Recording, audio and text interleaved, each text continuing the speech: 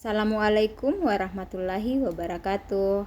Hai anak-anakku, kembali lagi kita belajar tematik bersama Ibu Guru Kartini. Jadi hari ini kita masih berada di tema 2, subtema 1, dan kita akan fokus ke muatan pelajaran IPA. Untuk IPA, kita akan mempelajari sistem pernapasan hewan dan manusia. Sekarang yang pertama, sistem pernafasan hewan. Untuk yang pertama untuk jenis cacing tanah. Cacing tanah itu bernafas menggunakan permukaan tubuhnya atau permukaan kulitnya. Jadi, cacing tanah itu memiliki kulit tipis yang terdiri atas banyak pembuluh darah. Inilah yang membuat cacing dapat menyerap oksigen dan mengeluarkan karbon dioksida secara langsung. Jadi cacing itu membutuhkan tempat yang lembab supaya sistem pernapasannya bisa berlangsung dengan baik. Kemudian yang kedua dari jenis serangga. Untuk jenis serangga, contohnya di sini Ibu Guru ambil gambarnya yaitu lebah. Jadi serangga itu bernafas menggunakan trakea. Apa yang dimaksud trakea? Trakea itu merupakan pembuluh-pembuluh halus bercabang yang memenuhi seluruh bagian tubuh serangga. Kemudian trakea itu bermuara pada spirakel. Spirakel itu adalah lubang yang terletak di sisi kiri dan kanan tubuh serangga. Fungsi dari spirakel itu sendiri sebagai jalan keluar masuknya udara. Karena dia sebagai jalan keluar masuknya udara, makanya spirakelnya ini selalu terbuka. Kemudian yang ketiga dari jenis Pisces. Di sini Pisces contohnya ikan. Jadi ikan itu bernapas menggunakan insang. Insang ikan berjumlah 4 pasang dan terletak di sebelah kanan dan kiri kepalanya ikan. Jadi ikan itu memiliki gelembung renang. Fungsinya untuk menyimpan oksigen dan mengatur gerak naik turun. Sedangkan pada jenis ikan yang hidup di lumpur, contohnya lele, gurami, gabus, itu memiliki labirin. Fungsinya labirin ini sebagai tempat untuk menyimpan cadangan oksigen. Kemudian yang keempat dari jenis amfibi. Di sini Ibu Guru ambil contoh katak. Jadi katak itu merupakan hewan amfibi. Amfibi adalah hewan yang bisa hidup di 2 alam, yaitu di darat dan di air. Jadi alat pernapasannya itu katak. Pada saat kecil dan dewasa dia berbeda. Pada saat masih kecebong, berupa kecebong atau berudu, dia bernapas menggunakan insang. Sedangkan ketika sudah dewasa, sudah menjadi katak dewasa dan hidup di darat, dia bernafas menggunakan paru-paru. Kemudian yang kelima dari jenis reptil.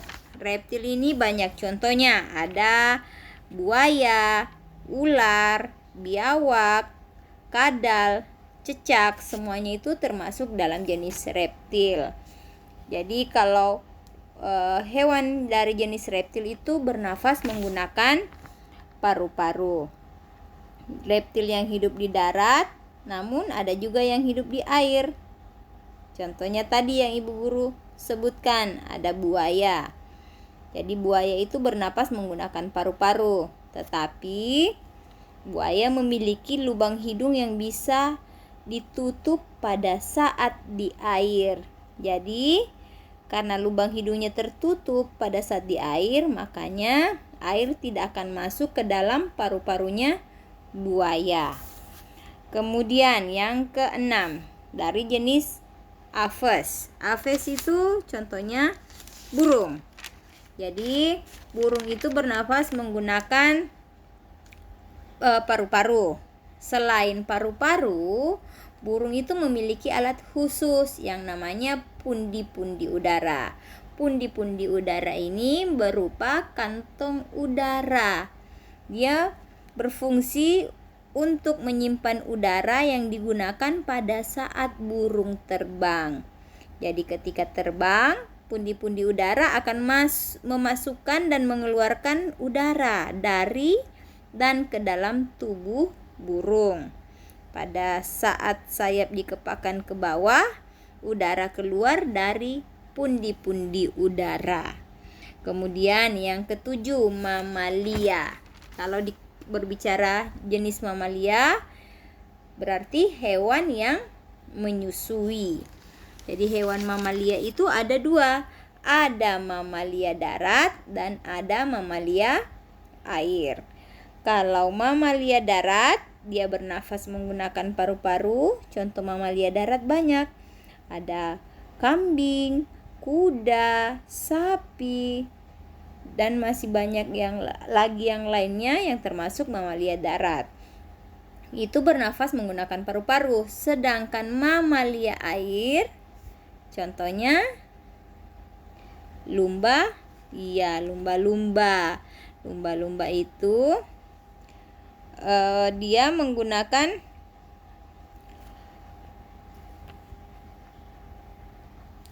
Ibu guru ulangi, contoh mamalia air yaitu lumba-lumba. Selain lumba-lumba, ada ikan paus dan ikan duyung. Jadi untuk mamalia air ini dia bernafas menggunakan paru-paru. Selain itu, bedanya dengan mamalia darat, dia mempunyai lubang di atas kepala sebagai hidungnya. Jadi saat menghirup udara, dia akan mengeluarkan kepalanya ke permukaan air. Kemudian Ibu guru pindah ke sistem pernafasan pada manusia. Jadi ada beberapa organ pernapasan manusia. Yang pertama hidung, batang tenggorok atau trakea. Kemudian yang ketiga cabang batang tenggorok atau bronkus. Kemudian yang keempat bronkiolus dan yang kelima paru-paru. Yang pertama, hidung. Hidung pada manusia itu berfungsi untuk menghirup oksigen atau O2 dan jalur keluarnya karbon dioksida atau CO2. Kemudian batang tenggorok atau trakea. Trakea ini merupakan jalan masuk dan keluarnya udara dari paru-paru. Kemudian yang ketiga, cabang batang tenggorok. Cabang batang tenggorok ini merupakan sama fungsinya, yaitu sebagai jalur udara dari trakea menuju paru-paru. Kemudian yang keempat, bronkiolus. Bronkiolus itu adalah anak cabang batang tenggorok. Jadi anak cabang dari batang tenggorok. Bronkiolus itu yang menuju ke paru-paru kanan bercabang 3, sedangkan yang menuju ke paru-paru kiri itu bercabang 2. Kemudian yang kelima, paru-paru. Paru-paru inilah organ pernapasan manusia yang sangat penting. Jadi paru-paru itu terletak di rongga dada di atas diafragma. Paru-paru itu terdiri atas 2 bagian, yaitu bagian kiri, paru-paru kiri, dan bagian kanan.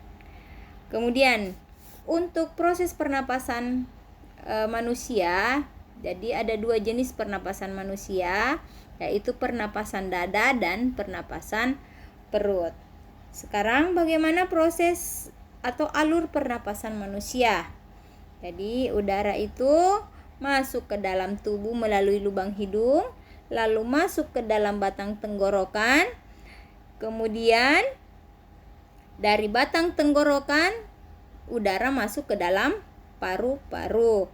Di dalam paru-paru oksigen terserap ke dalam pembuluh darah halus. Sebaliknya, gas karbon dioksida dari pembuluh darah masuk ke dalam paru-paru dan selanjutnya dibuang saat kita menghembuskan nafas.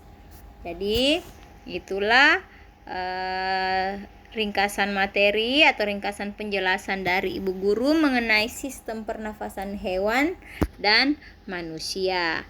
Untuk selanjutnya anak-anakku bisa juga membaca bukunya yang ada pada halaman buku paketnya yang ada pada halaman 4. Kemudian ada juga di halaman 14-15 untuk pernafasan manusia. Selanjutnya, setelah mendengar penjelasan Ibu Guru, berikut tugas anak-anakku. Ada 6 nomor. Yang pertama, apa yang dimaksud bernafas. Yang kedua, sebutkan dan jelaskan 2 jenis pernapasan manusia. Yang ketiga, buaya merupakan hewan yang bernapas menggunakan paru-paru, tetapi buaya dapat hidup di air dan di darat. Mengapa hal itu bisa terjadi? Kemudian yang keempat, apa yang dimaksud pundi-pundi udara? Yang kelima, mengapa kita dapat tersedak apabila menelan makanan sambil berbicara? Dan yang keenam, buatlah skema pernapasan manusia. Maksudnya, buatlah bagan. Jadi mulai dari mana, terus kemana sistem pernapasan manusia. Jadi mulai dari hidung, dikasih tanda panah hidungnya, dari hidung udara terus kemana dan kemana selanjutnya. Jadi itulah penjelasan materi dari Ibu Guru beserta dengan tugasnya. Ibu Guru ucapkan selamat belajar, selamat bekerja. Atas perhatiannya Ibu Guru ucapkan terima kasih. Wassalamualaikum warahmatullahi wabarakatuh.